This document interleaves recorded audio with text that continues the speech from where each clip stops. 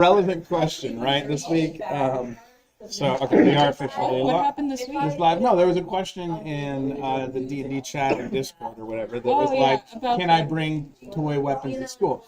And I felt like I'd seen people, but Dean Ryan Kane had the right response. It's like, better not to. If it I looks brought like my cardboard last year. Yeah, and I think in this room there are like cardboard cutouts of like M16s, but that's different. And also it being like costumes. All right. Well, this is so. Killian, tell us what we're doing here, since this is your project a little bit. We're here discussing world building and world building religions for tabletop games. The inspiration behind this interview was the Professor Villa's class. What was it? I can't remember the full title, but it's the comparative religions class, like the witchcraft, healing, and magic class. In the final project for that class, we make a religion, cult, or healing practice. So I figured, and there's a lot of like religion's very important topic to cover in world building. So I figured it'd be a fun Okay. So, so maybe it's best to start off. Do you have from that class, or like your understanding of it, do you have basic definitions of religion or cult or anything like that that we want to start with? Or what did the class give you as a baseline for us? Because having shared definitions is important for conversations like these. That would be my first statement. Knowing what we mean by cults versus sects versus religion versus mythology. Cereal versus pasta versus small bread. I like how Okay. all of a sudden cards are I feel like there's a joke, but I'm not They're connecting all them. very similar items. The same but different. Yeah. Yeah, okay, I get it. They're all grains. Yeah. But like if we're talking like soup versus chili versus cereal Stew. or stew, that's what it is. I feel like Chili's a stew stew. is a soup though, and chili is a stew, which then means that if A equals B equals C, then A equals C. So then chili is soup. Unless it's a Venn diagram. Yeah. But you're saying it's within. Anyways, Yeah. what do we got there, Killian? Or should I check what AI says to give us a baseline to start from? A working definition, but very obviously, just so it's stated, not a catch-all. A cultural system of behaviors, practices, worldviews, ethics, and societal organization that relate humanity to an order of existence. To say it one more time, just to anchor it. A cultural system of behaviors, practices, worldviews, ethics, and societal organization that relate humanity to an order of existence. So that's religion. Okay, so all of that relate humanity to an order of existence. Gotta be like Could the have some or all of those components, I would say, probably, right?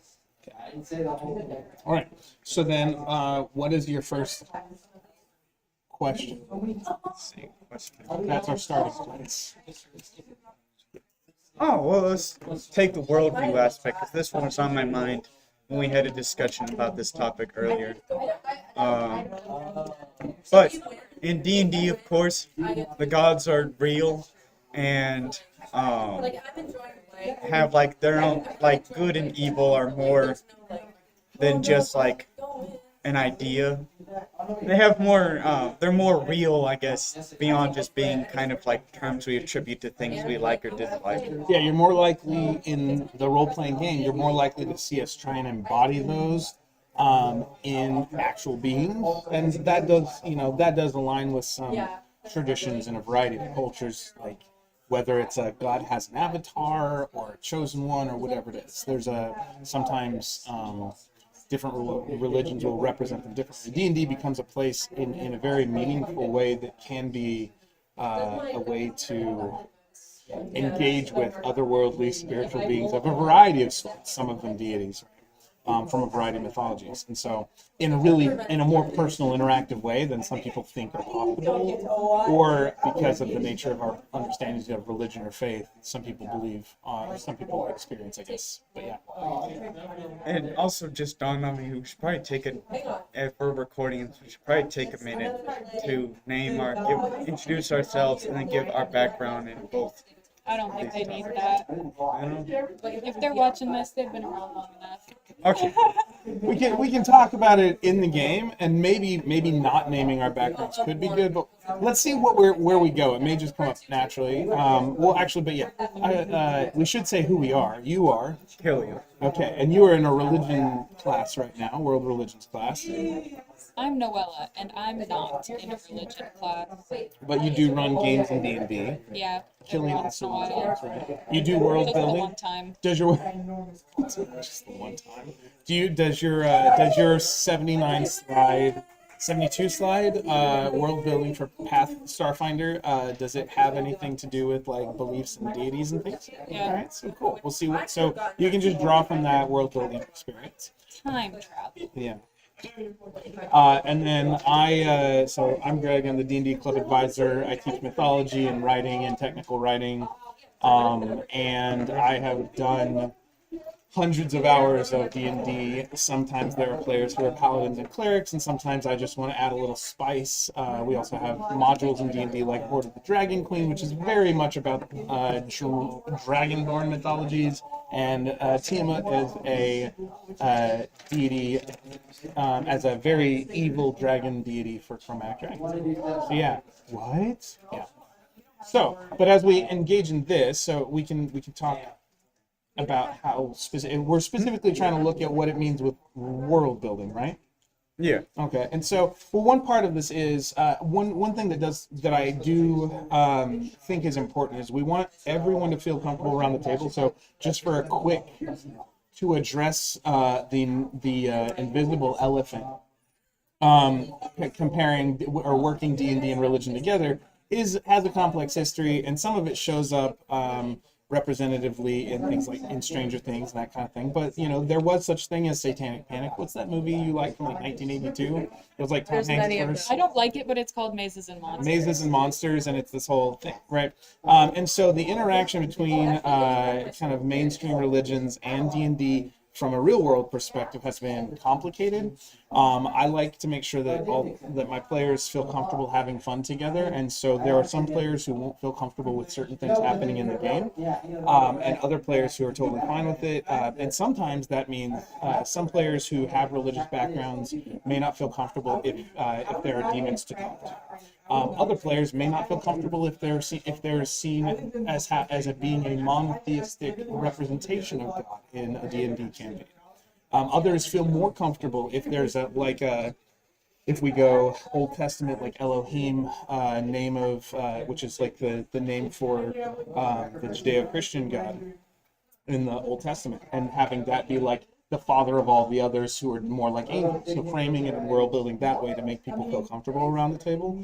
Like I've done that. So some people like games based on the Old Testament because that is very much a gritty. There are some places in the Old Testament, if you went off like the Book of Judges, where it's a very gritty, real, not unlike tabletop role playing minus the hijinks, frankly.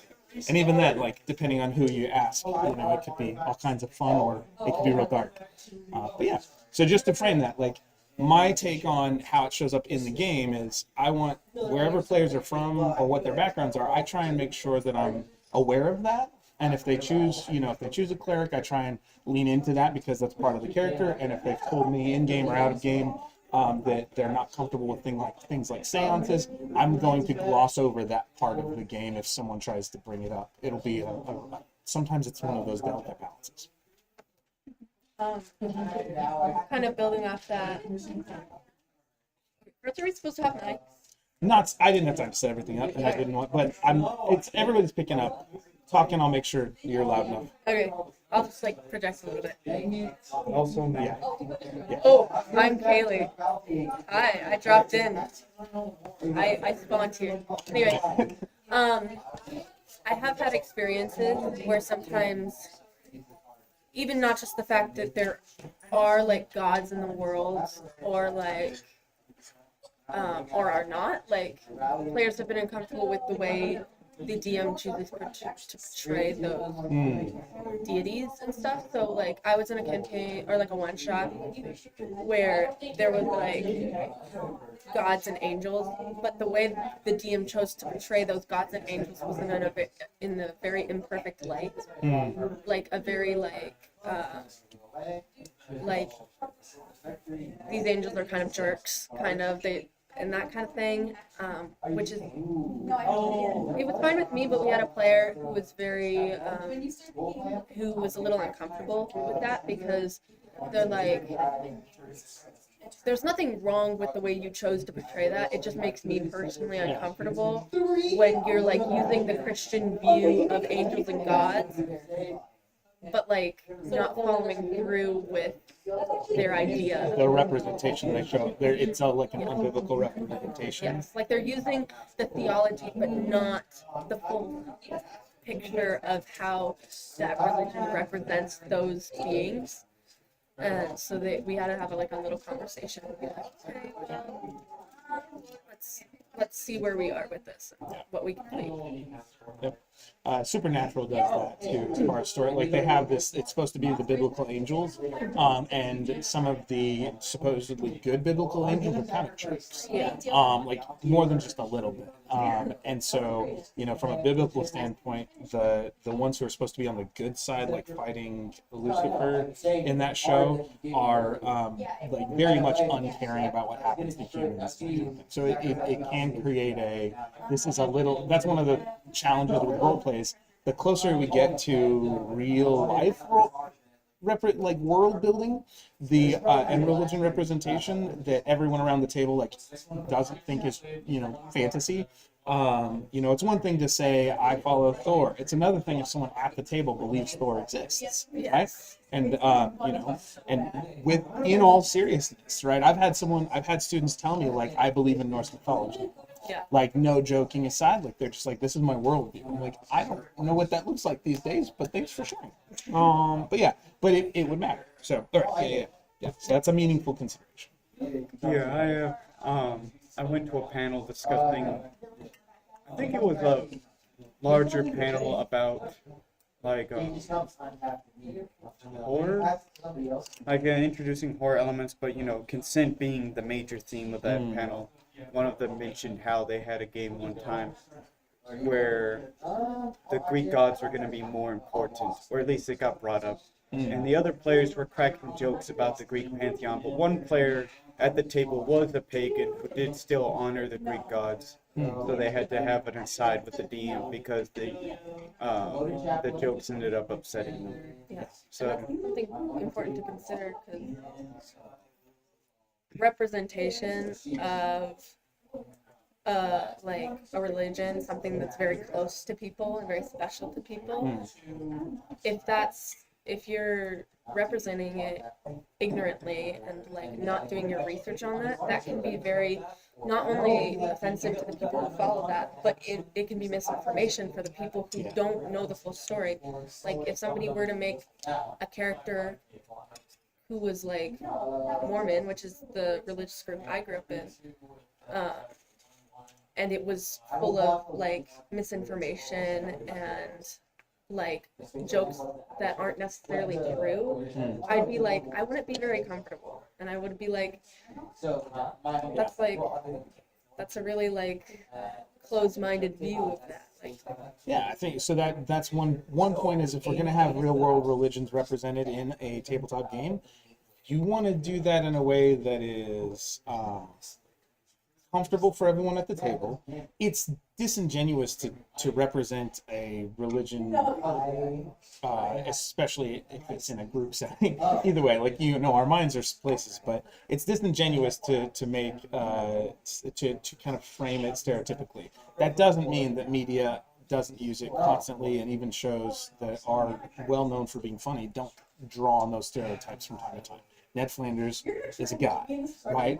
There are times when people, I don't do the hidely-hodily thing or whatever, but I have been compared to Ned Flanders sometimes because I never drink, I never smoke, I don't do drugs, I don't use words that most people don't, a lot of people are comfortable with. And so it would, I don't go to Hooters, things like this. People, I had coworkers in construction. They're like, we're going to kidnap you and take you. I know. And not just like, they're like, we're going to kidnap you and take you over to that place and others, because otherwise we think you're that and like model postman candidate, once you leave this place, you're going to come back and shoot at them. It's like, these were this is life experience. So like, suffice to say, we have these representations in media that get played out and that's where it's like, there's if you generally have a line for yourself anyways, it's not a problem because you're usually trying to be conscientious of the people around the table. But yeah, so let's step back then from, because just recognize core principle. We want people to feel comfortable at the table, recognizing who they are, what their backgrounds are. If we're going to have religious elements, or if someone's going to bring it up, like if they're bringing it up, and this is a big distinction I always make. If you're going to have a character that's if you're going to have a character that is representing anything, it has to be clear what the player is and what the character is. Because if the character's a jerk and the player's a super nice guy, the player has to overemphasize in player mode how nice a guy they are.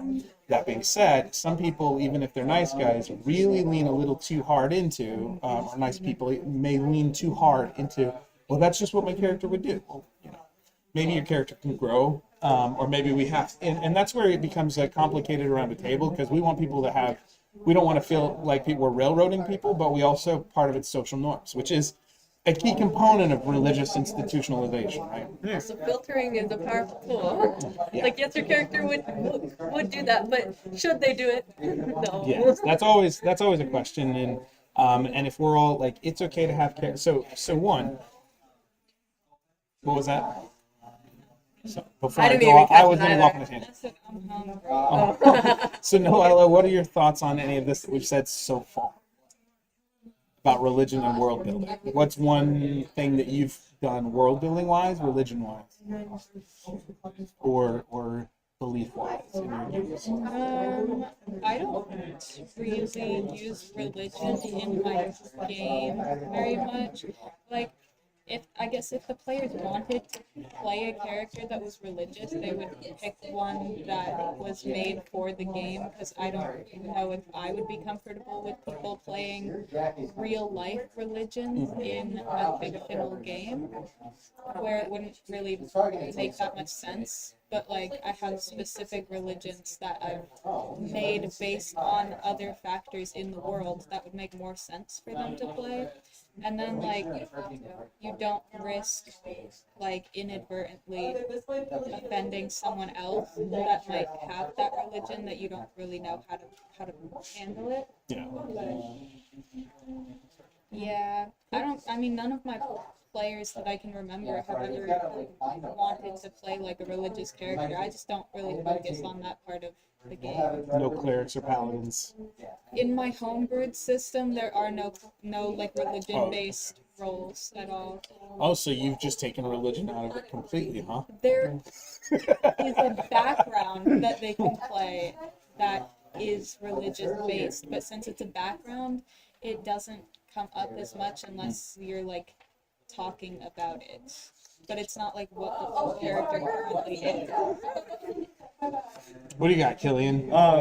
Speaking from personal experience in one of Noella's Starfinder games, the only elements I can think Drek of. Hell. Yeah. No, yeah, you're right. Drek Hell, and then Space Mormonism. One of the characters. I don't converted. call it Space Mormonism. But that's what your it players is called different. it? It has like a few things that are vaguely reminiscent of like Mormon stereotypes. So people kind of play off those stereotypes and categorize it as Space Mormonism. I didn't mean it to be like that. So your players picked it up and took it that way? Yeah. Okay. Yeah. Well, that is one of the complications of it too.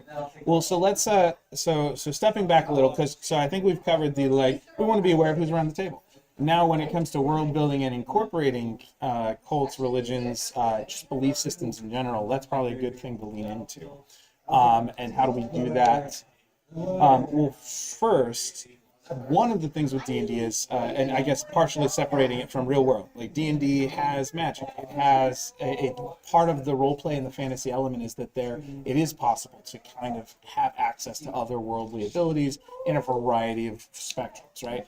But also, we have the full spectrum of storytelling because it's not the everyday real world, and even if it were, like there'd be layers where we're actively changing reality from what is around us. But part of that is also to explore the reality around us. So, all that to say, when we're creating a world in D&D, the in-game experience is just like any other movie or film that's fiction, right? And so we can lean into it as that and make things up however we want. And just know that any choice in story has consequences either in story or possibly with the player around. Landing the plane here, we can represent any kinds of beliefs, and religion can be part of that, right? There are, whether it's individual mythologies or there's a cult of dwarves that they believe that to honor their god or their gods, they never wear a left boot. Like, that's completely legitimate. Religion is an institutionalization of a belief that more than one individual has, right? That plays out in everyday behavior and practice, right? Or does affect behavior and practice, right? So part of it being more than just a belief is that there is a layer of large-scale conformity to that belief and a behavior attached to it. That's why it would be called a religion instead of someone having some sort of spiritual walk or just being a follower of a certain God, right? So just to make that distinction. And then cults are similar but smaller. Sometimes cults are cult specifically versus sect to distinguish is that a sect is a smaller portion of a larger religion that's emphasized a core value of that's generally accepted, but they've kind of blown it up. And a cult is usually seen as slightly deviant from that norm. Like they align in some ways, but the places they don't align make the regular group uncomfortable. And that because they think there's a core fundamental belief that's broken in the way that they're living out that religion. So with that, what is it? How have you seen that show up, or when you look in modules, how does it show up in any of the tabletop games you've been part of or dug into? I think see it a lot is when you go to like different areas of the world and the DM kind of wants you to experience that like cultural disconnect from the people that you're meeting at that like village or blah blah blah. They kind of use religion often as kind of like this is why they're this way. Yeah. Or I did one campaign where like they worshipped like a cat god and like a tabaxi god who was like a golden tiger thing. But because of that,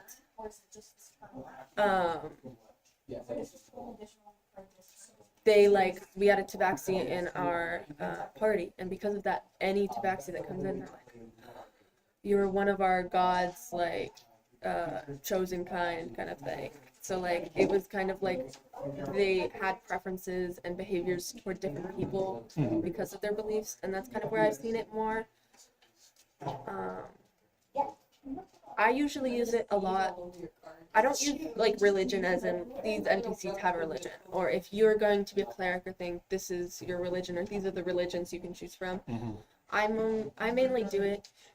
mainly use like religious beliefs or ideals as like what happens after death kind of thing. Like if a character dies, I might be going off on a tangent here, but it's okay. I'll fill in some. Keep going. It's reminding me I need to highlight some things. Go ahead. Okay, so when players die in my campaigns, I like to do. Recently, I've made like a mechanic of reincarnation to do it a specific way. Yeah. and I've kind of liked to touch into more of, and I'm not an expert on these religions. I learned only a little bit about it in school and kind of have taken what I've learned from it, but more of like, what am I thinking of? I can't remember if it's Buddhist or somewhere in that region. Anyway, Hinduism, I think, maybe. Well, say that Well, whatever it is in game, yes. it might be called something different. But what's the element? Yes. So the element is like when you're reincarnated based on your decisions in your past life that affects how you're going to be reincarnated. And I remember learning about a religion that believes the better you are in life, the better your reincarnation will be. Right. Yeah. Um, That it's like in your next leveling life. up Yes. from cricket to And if bird you do to bad, you you know downgrade. tiger to theoretically human and divine being, and then Yeah. yeah. And then if you do bad, you get downgraded. That kind of thing. From my knowledge, again. That's generally the system, but there are variants, there are and when you're world building, you can take inspiration from everywhere, right? Yeah. So that's the thing to remember.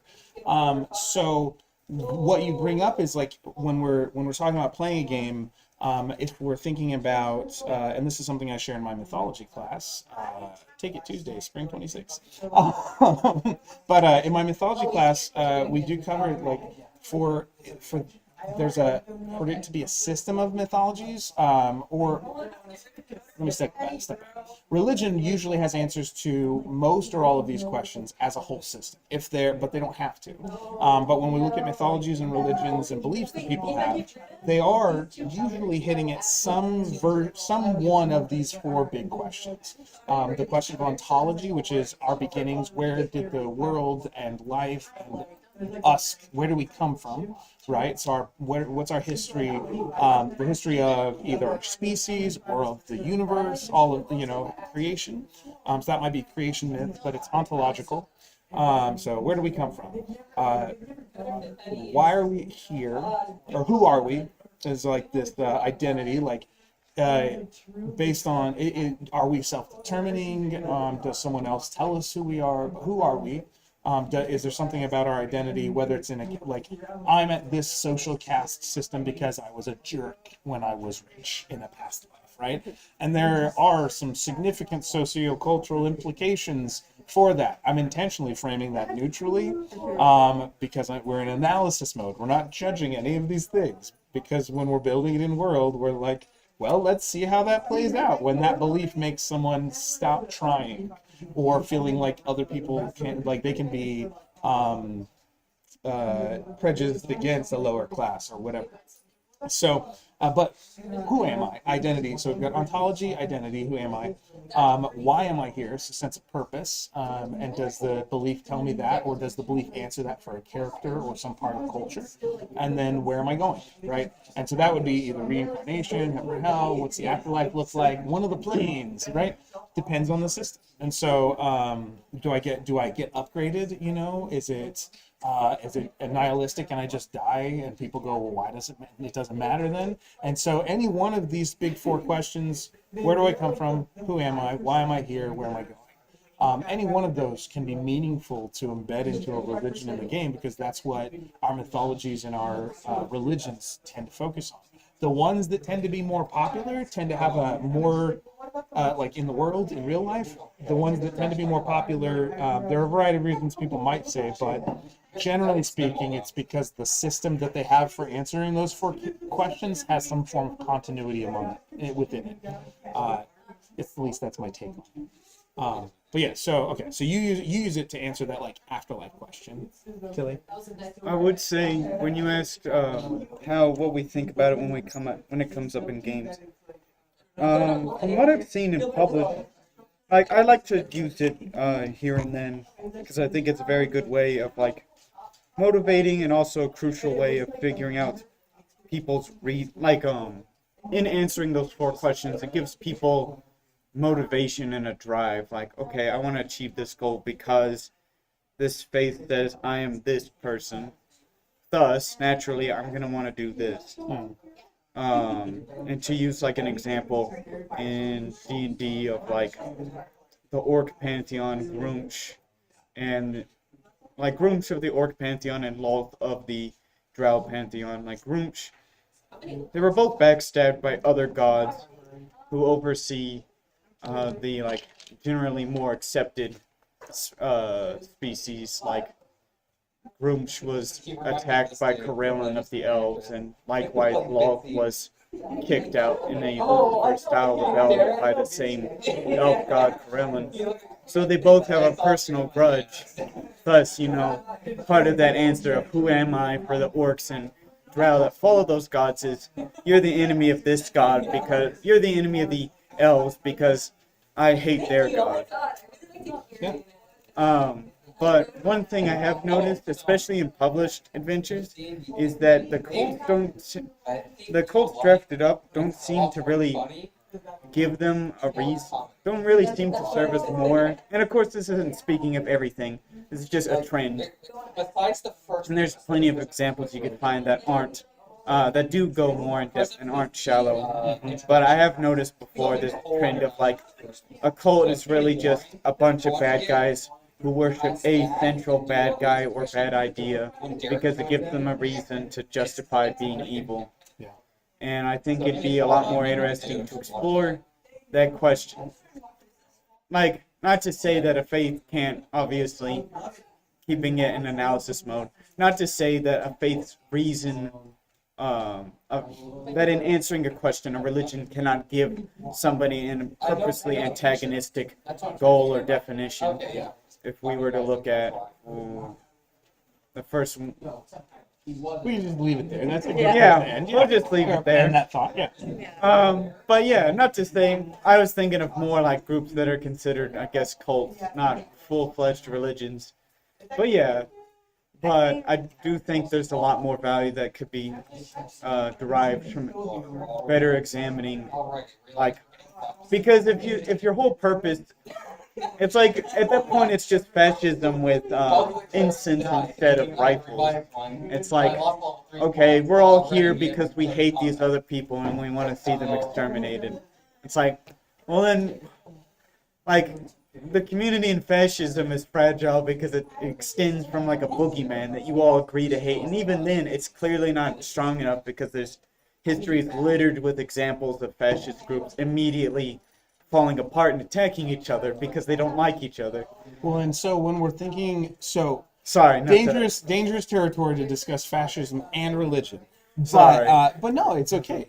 It's one of those things. So here's the thing to think about. People have beliefs, no matter what, right? Those beliefs do come out in behaviors. Sometimes others will co-opt the reasoning and rationale of those beliefs and redirect it, right?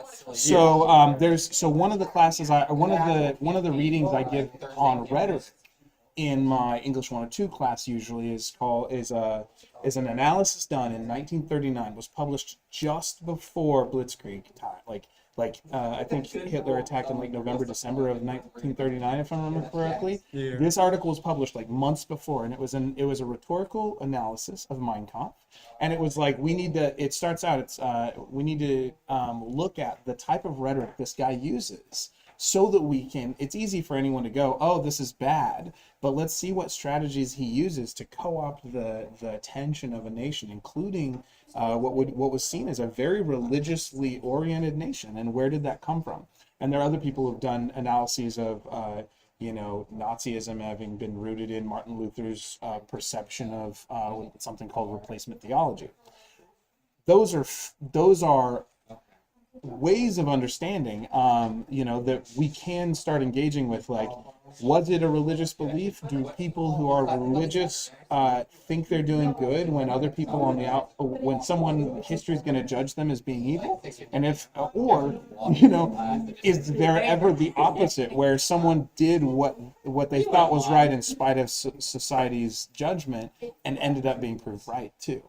So, so when we're looking at religions, we can explore the full spectrum of, like, someone co-opted a perfectly sound belief system, and used it to gain power, that's a fun BBEG moment. The other we might see is we can very much take. I'm looking at my mythological archetypes cards, and I didn't mean for the top one to be this one, but when we consider the sacrifice, one of the core things in many mythologies and religions is that there is some sort of sacrifice. And so is there a character giving up something valuable for a greater good? And so we see that type of fight in Jesus, and but we also see it represented in other major religions. Even if you just look at Prometheus, Lent is a regular everyday person thing. They give up something to model sacrifice. Yeah, but it's still sacrifice. Yeah, Prometheus. But Prometheus is Prometheus is fire down to humans getting in trouble. That way. So yeah. Yeah. To add a quick note. Of course, I apologize for. To clarify earlier, I guess the point I'm trying to get at is there is definitely our villainous archetypes that are ready to be used, and the discussion of fascism and co-opting religion and whatnot is a separate discussion. But How's it going? I'm Greg. I'm the club advisor. I guess the point I really meant to get at was, Okay, so personally, I feel like we'll try and get there's games too sorted out much here. reliance on the stereotype of like the religion of evil. Until Bad, people good. kind of just hang Yeah, out. where it's like in D&D, the drow religion is just, oh, we're evil and we suck and we enslave and kill people. I was gonna touch on that because So you're welcome to just sit down at any of the tables, say hi. kind of You can talk to it just Douglas, allowed who seems very when entranced by you're his adding computer. two No, I'm groups just of kidding. people What was your who name? are fighting for separate Arthur? things, I've been it adds a lot of like a month ago. depth Yeah, it's farther That- than I want everything come when we destroyed. can. I want well, anything I'm bad that Greg can't again, happen so to it's nice happen, nice to see you and again. I don't want But yeah, them to that's do that. Douglas. Like Douglas those two will say groups hi and talk to you about. I think I played D&D can exist, and it's up to the DM if they exist. But it would add more depth if you had two groups fighting for things that just happen to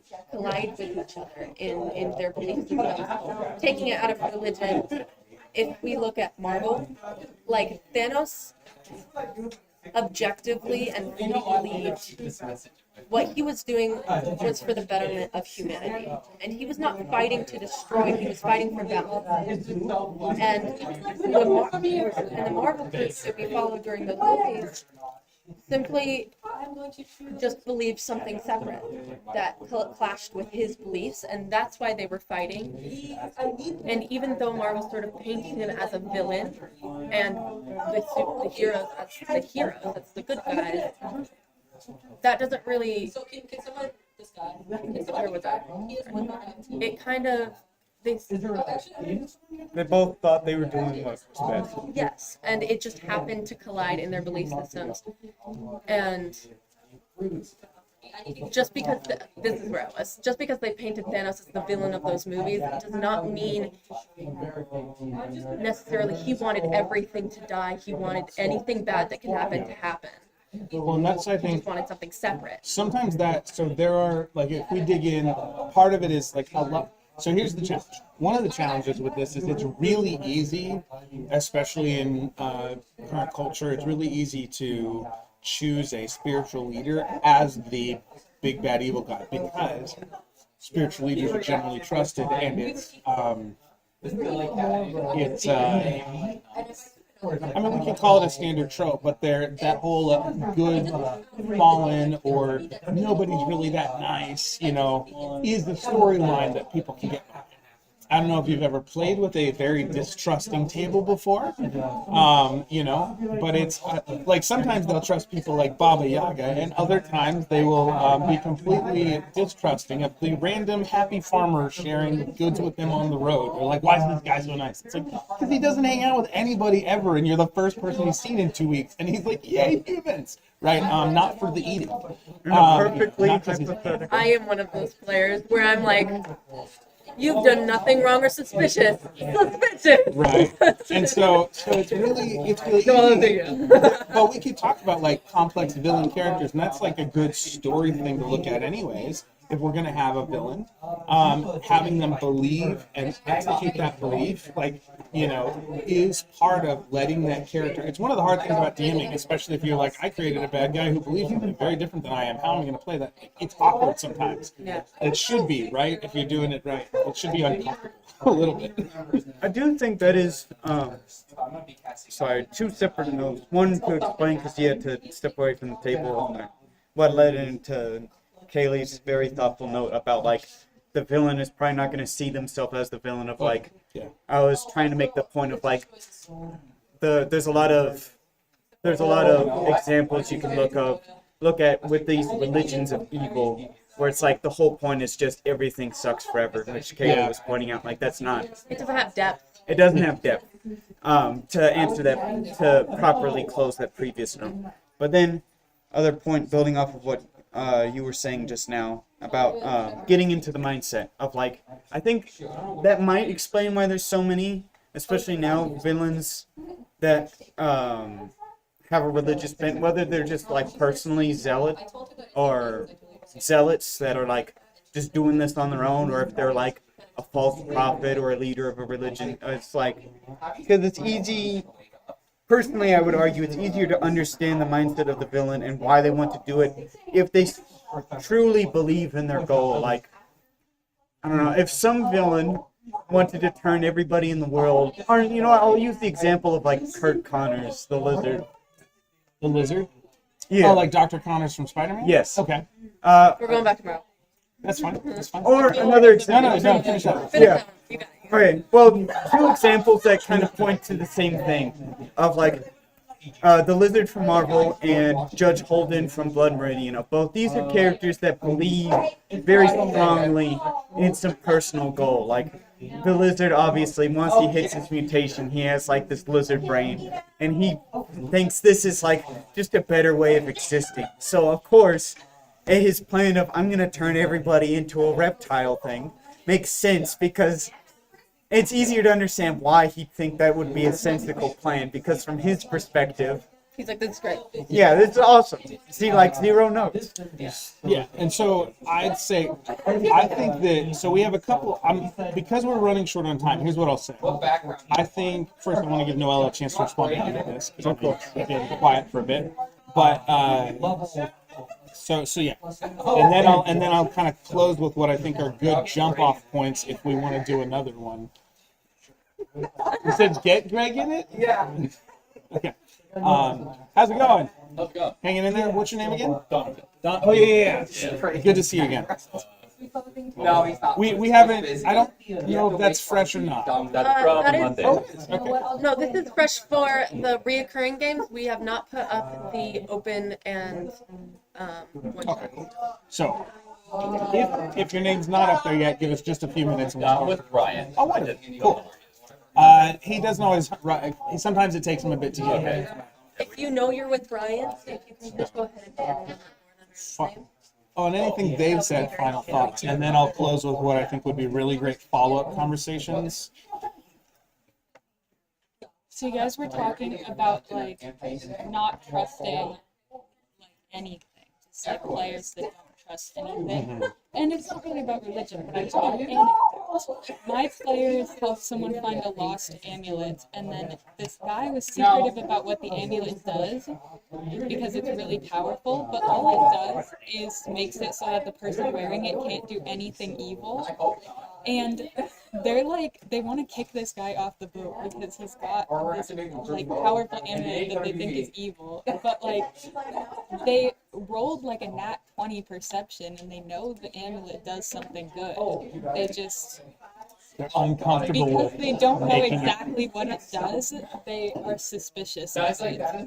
That is torture for all of us, actually. Yeah, and so then it's like, so then what they're doing is they're saying, like, agency for a player is a bigger value than goodness for a character, or agency for a character is more important than goodness for a character. I feel Or is it like formal? a lack of knowledge is mostly what drives people to be suspicious and dislike other people. If I wanted to tie it back into the conversation we were having, the more you know about something or someone, I feel like the more comfortable with it you are, unless of course it's like evil people doing evil things for evil reasons, Yeah. which it rarely ever is, and it probably shouldn't be because that's a really shallow way to look at the world. And like we were saying, sometimes people that are seen as bad guys are doing things because they think it's going to be a good thing. So you just have to like understand, I think. So I think that's excellent. Thanks for sharing. That's a good point. I think for the sake of time, I would love to continue conversations, and I think there's some threads to pull on, focused on what makes a meaningful villain. Right? We still haven't got to like religion. Like, what does it look like to create? Like, we didn't get super deep into like religion in the world, like going into a city and having developed a religion for that city. Or there, you brought up the point of like the unfamiliar. Like, there are people, like almost the xenophobia, the unknown kind of thing. And I think those are each threads that we can pull even further on this, and then try like. And then what is it if we're fleshing out a religious practice? What does that look like? So any one of those 4 conversations I think would be great for a follow-up fund. When we'll have time for that, whether it'll help you with your religion class, who can say? But I think those are really great conversations. Did this give you enough, you think, for you to get moving into your class project? Yeah. Okay, cool. I think the other ones would be really fun to dig into. Any other things you guys noticed that would be like, I'd like to have a deeper conversation about this other thing? Or pull of that thread more? I guess it's farther down a thread we already want to pull, but I have tried to kind of do in my campaigns something more open-ended by making both parties just different sets of beliefs that clash together, and that is why they're fighting, and try and make my campaign a little bit more open-ended to where my players want to align. So it's not like, so instead of like starting in the hero's side and then finishing on the hero's side by defeating the big bad, I've been trying to kind of, it was kind of unsuccessful when I did it, but I've been trying to like make it so my players can determine equally which side, what each side believes and wants, and then align with their goals in the campaign. And I kind of want to explore maybe some strategies or logistics of that can make that function a little bit better than how I did it. Well, and I think that gets a little bit at the follow-up thought I think that I was having to Noella's statement, that there's like some of the fun of the game in role play can be when people are shifting from knowing an identity as a group identity someone's taken on because they're wearing the robe or have the little symbol, which sometimes we don't play into as much as we could in game, versus as they get to know the individual and they're not just making assumptions about the belief, or when that your group identity versus your individual identity shows up in game and someone else sees you in a way that makes those conflict, right? Like, and that can be a really meaningful story tension. So, all right. With that, any last things? Whoa! So we can have follow-up conversations. These are fun. Maybe it doesn't necessarily have to wait this long to winter break, but if we get here and we want to talk more about any of these things, it could be fun to make it a series, because I think we're barely pulling on a lot of threads here. I mean, we could just do a world building series and do different aspects of world building. I feel like that's kind of what we've been doing with the interviews.